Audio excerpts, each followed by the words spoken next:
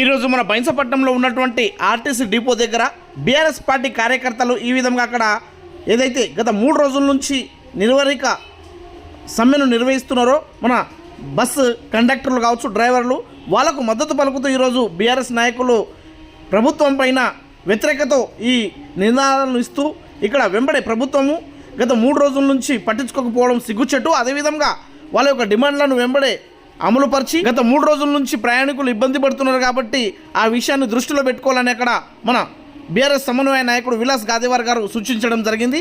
అంతేకాకుండా గత 3 రోజుల నుంచి నిర్వహిక సమ్మె నడుస్తుంది. అందులో భాగంగానే 32 డిమాండ్లతో మన ఆర్టీసీ మిత్రులు ఈ సమ్మెను నిర్వహిస్తున్నారు కాబట్టి వెంబడే వాళ్ళకు వేతనాల సవరణ కావచ్చు, అదేవిధంగా ఆర్టీసీ సంస్థను ప్రభుత్వ రంగంలో విలీనం చేసే విధంగా కృషి చేయాలని అక్కడ సూచించడం జరిగింది. అదేవిధంగా లేని పక్షంలో పెద్ద ఎత్తున గ్రామాన పల్లెన రహదారులపైన బైఠాయించి ఈ ప్రభుత్వం యొక్క మెడలను వంచి వెంబడే ఈ ఆర్టీసీ మిత్రులకు న్యాయం చేసే విధంగా కృషి చేస్తామని అక్కడ తెలపడం జరిగింది. ఖచ్చితంగా ఏదైతే నిన్నగాక మొన్న మనకు శంకర్ గౌడ్ గారు అక్కడ ఆత్మహత్య కూడా చేసుకోవడం జరిగింది. ఆ విషయాన్ని కూడా దృష్టిలో పెట్టుకొని వాళ్ళ కుటుంబీకులకు ఆదుకోవాలని తెలపడం జరిగింది.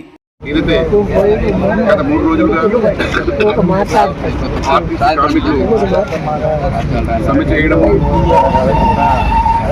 ఇప్పటికీ కూడా గవర్నమెంట్ దగ్గర నుంచి చర్చలు చేస్తామని చెప్పేసి ఏదైతే ఉన్నదో గొంతెమ్మ కోరికలు ఏం కోరడం లేదు. ఇంత కొదలు చెప్పిన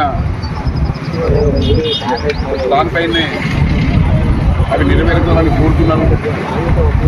ఉద్యోగ భద్రత అనుకోండి, కొత్త రిక్రూట్మెంట్ అనుకోండి, చిన్న విషయాలు వాళ్ళు కోరడము, దాన్ని రైతు వరకు తీసుకురావడము, దాని తర్వాత ఒక శంకర్ గౌడ్ గారు అనే అన్న పాపం నిన్న ఆత్మహత్య చేసుకోవడం చాలా బాధాకరమైన విషయము. అది ముమ్మాటికి రేవంత్ రెడ్డి సర్కారు హత్యనే అని చెప్పేసి మేము అనుకుంటున్నాము. సోదరులారా సోదరిమణులారా ఒకటే తెలియజేస్తున్నాము, మేము మీ వెంబడి ఉంటాం. ఎందుకంటే తెలంగాణ తేవడంలో మాతో పాటు మీరు కూడా చాలా కృషి చేయడం జరిగింది. తెలంగాణ రావడానికి మీరు కూడా ఒక ముఖ్య కారణము. వందవారు దగ్గర నుంచి నేను ఈ పరిస్థితికి గౌరవాధ్యక్షుడు కూడా ఉండింది. చాలా కష్టపడ్డారు మీరు తెలంగాణ తేవడానికి. కాకపోతే పైన ఎలక్షన్లో మన మొట్టమొదటి ముఖ్యమంత్రి బాబు కేసీఆర్ గారు కొన్ని ఓట్లతో పోవడం జరిగింది. ఉమ్మడి రాష్ట్రంలో ఉన్నప్పుడు మనకు అన్యాయం జరిగిన తర్వాత ఆర్టీసీకి ఆయన ఇచ్చిన హామీలు కూడా నెరవేర్దామనుకున్నాడు. చిన్న పెద్ద మెజార్టీతో ఆయన ఓడిపోవడము, దాని తర్వాత ఆర్టీసీని నిర్లక్ష్యం చేయడము. రేవంత్ రెడ్డి సర్కారు వచ్చిన తర్వాత ఏదైతే ఆర్టీసీ కాదు ఏ రంగంలో చూసినా ఆయన చెప్పిన మాటలు ఎక్కడ కూడా నెరవేర్చకుండా కాలయాపన చేసి ఏదైతే ఉన్నదో ఈ 3 సంవత్సరాలలో మనం 10 సంవత్సరాల్లో చేయని బాకీ ఈ 3 సంవత్సరాలలో చేసి మొత్తం తెలంగాణని భ్రష్టు పట్టిస్తున్నాడు. అందులో నుంచి ఒక చీమ కాలంతో ఎక్కేం అడుగుతున్నారు ఆర్టీసీ సోదరులు. వాళ్ళ కొరకు ఒక చిన్న అమౌంట్ చేసినా మొత్తం సరిపోయేది ఆయన కావాలని కాలయాపన చేసి ప్రైవేటు పరంకు అప్పగించాలని చెప్పి చూస్తున్నాడు తప్ప ఆర్టీసీ కార్మికుల మీద ఆయనకు ఎలాంటి ప్రేమ కూడా లేదని చెప్పేసి ప్రథమ తెలియజేసుకుంటున్నాను.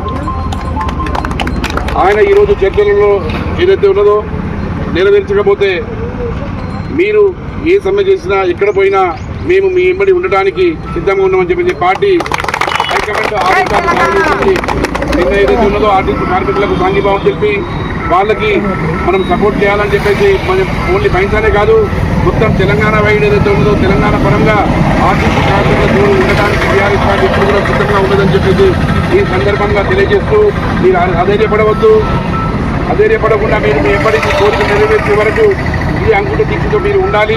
మీ ఎప్పటి మేము కూడా ఉంటామని చెప్పి తెలియజేసుకుంటూ ఈ అవకాశం ఇచ్చిన మీ అందరికీ జై తెలంగాణ, జై కేసీఆర్, జై బీఆర్ఎస్.